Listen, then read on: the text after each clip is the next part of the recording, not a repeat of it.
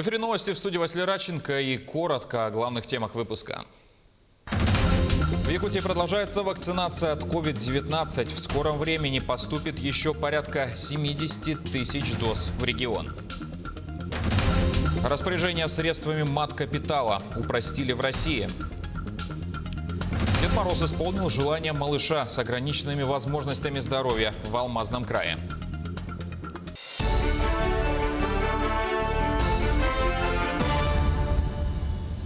Начнем выпуск с эпид-обстановки. Итак, 119 случаев COVID-19, в том числе 9 новых носителей выявили в Якутии за минувшие сутки.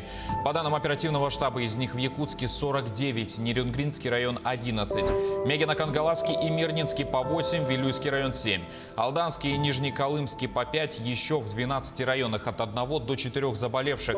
Лаборатории региона провели более 1300 исследований на коронавирус.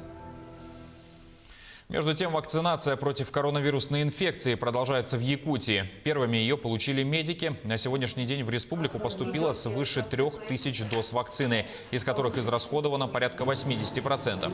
Вакцинация проходит в 2 этапа с перерывом в 21 день. На 42-й день у пациента, получившего прививку, вырабатываются антитела. В скором времени в республику поступит еще свыше 69 тысяч доз вакцины. Продолжится прививочная кампания среди медиков, а также вакцину получат социальные работники, учителя, преподаватели, а также люди из группы риска, то есть пациенты с хроническими заболеваниями. Вакцинация против COVID-19 проводится на добровольной основе. Неживая вакцина имеет оболочку коронавируса, протеиновую оболочку. Тем самым при введении у человека образуются антитела. Тем самым человек защищается от коронавируса. В течение проводимой вакцинации мы не отмечали никаких осложнений у пациентов. Роспотребнадзор выявил 125 якутян, не сдавших анализ ПЦР на коронавирус после прибытия из-за рубежа. В сообщении ведомства отмечается, что все материалы направлены в суд для рассмотрения по существу. Виновные лица привлечены к административной ответственности. Судом назначены наказания в виде административного штрафа. Большинство граждан, в отношении которых составлены протоколы вместо анализов методом ПЦР, сдали ИФА. То есть определяли не вирус, а наличие антител в крови. Роспотребнадзор напоминает, что в течение 3 календарных дней со дня прибытия в Россию граждане страны должны пройти лабораторные исследования на COVID-19 методом ПЦР и разместить информацию о результате исследования в специальной форме на портале государственных услуг. Минимальный размер оплаты труда увеличили в России с 1 января. Он вырос на 5,5% и составил 12 792 рубля.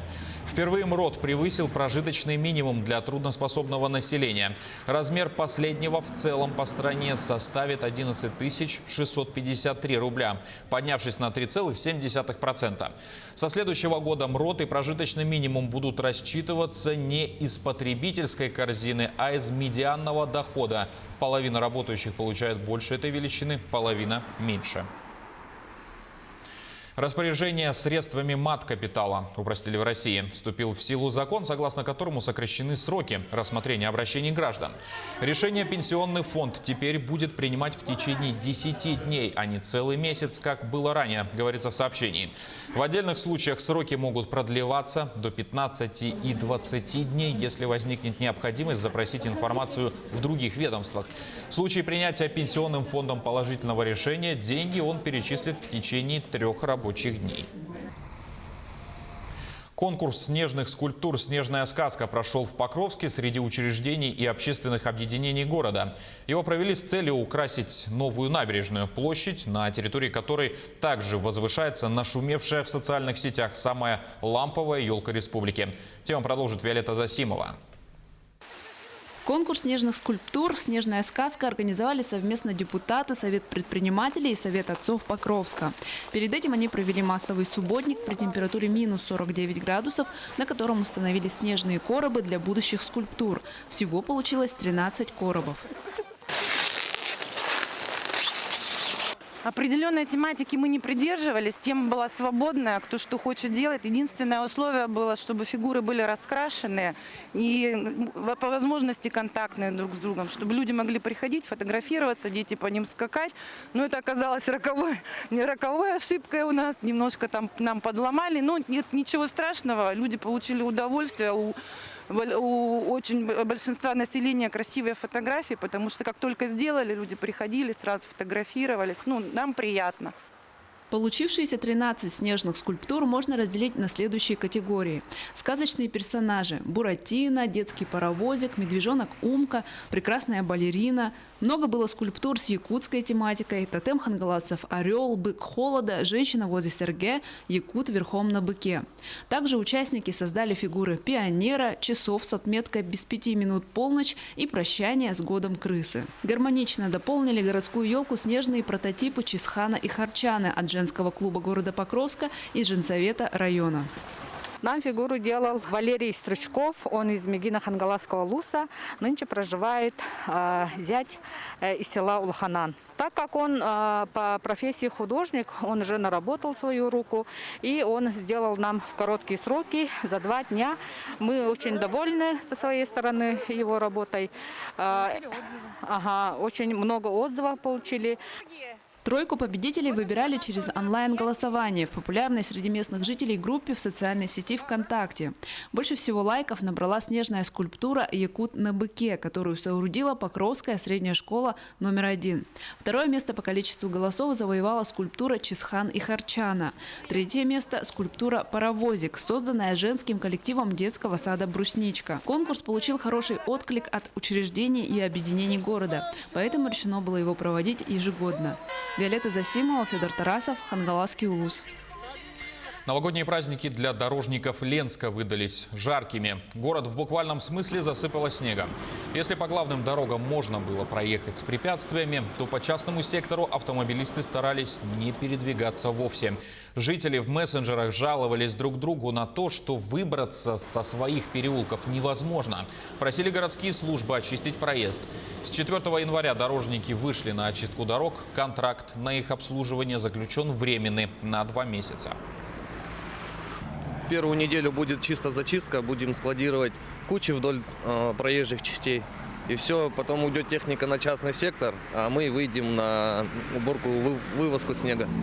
Частный сектор у нас запланирован, наверное, числа 15-го мы выйдем на частный сектор. Сейчас зачистимся город и начнем чистить частный сектор и пойдем чанчики ближний, дальний. Техника будет работать в 2 смены, в день и ночь. Я думаю, в течение 3-4 дней мы город зачистим. В Мирном Дед Мороз вовсю раздает подарки детям. В Алмазном крае он поздравил Максима Федотова, малыша с ограниченными возможностями здоровья, который уже несколько лет упорно идет к своей цели – научиться самостоятельно ходить. Вместе со сказочными героями Максима навестила наша коллега Наталья Николаева. Последние приготовления перед поздравлением. Все волнуются. Сказочные герои по совместительству ученики 12-й школы готовятся, но тоже волнуются перед премьерой. Ведь это у них впервые. Дед Мороз 100-й раз повторяет текст. Все хотят, чтобы все прошло без сучка и задоринки. Посмотрим, на месте ли подарок. Подарок на месте. Все, теперь можно трогаться в путь.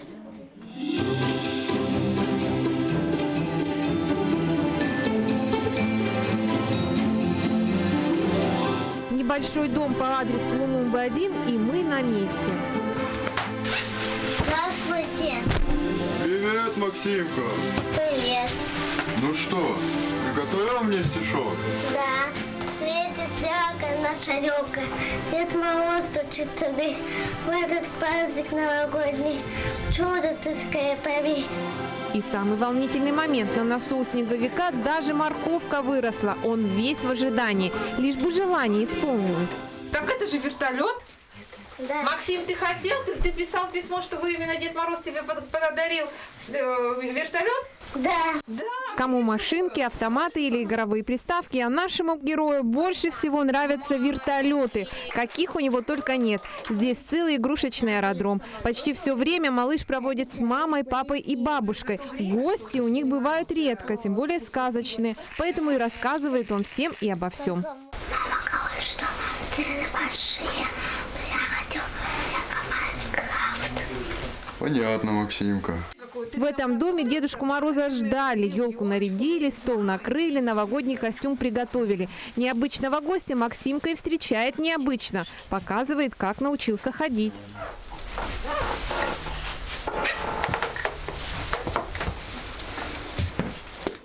Ну и какой праздник без песни про елочку. Пока хоровод водили, ножки немного устали. Но родители говорят, лечение помогает хорошо. Скоро малыш пойдет сам. Главное заниматься, не опускать руки. Горящие глаза и радостный смех говорят сами за себя. Новогодний сюрприз для маленького Максимки удался. Еще одно новогоднее чудо свершилось. Да и ребятам из 12-й школы такой опыт понравился. Обещали чаще навещать малыша. Наталья Николаева, Алексей Меркулин, телеканал «Алмазный край». Пока, Дедушка Мороз. Пока, Максимка. Приходи к нам на следующий год. Обязательно приду, Максимка. Пока. Пока. С сегодняшнего дня стартует экспедиция в Татинский район Якутии. Она проходит в рамках проекта «Пути великих свершений» и продлится до 7 января. Участники посетят Черкехский историко-мемориальный музей в селе Черкех. Также побывают в сакральных местах рек Амга и Алдан, встретятся с руководством, общественностью и краеведами. По итогам экспедиции планируется собрать материалы для проекта «Якутия. Форпост России на Дальнем Востоке» и «Пути великих свершений». Температуру выше климатической нормы прогнозируют в январе в Якутии. По прогнозам синоптиков, разница составит 1 градус. Однако ожидаются и низкие температуры. Так, очаг холода будет располагаться над востоком Якутии. По ночам там до минус 37, минус 40 градусов, днем до минус 35.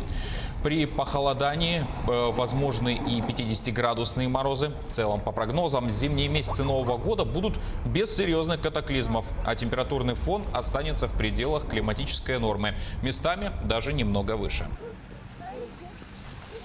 На этом пока все. Не забывайте носить маски, дезинфицировать руки, держать социальную дистанцию. Спасибо за внимание и до свидания.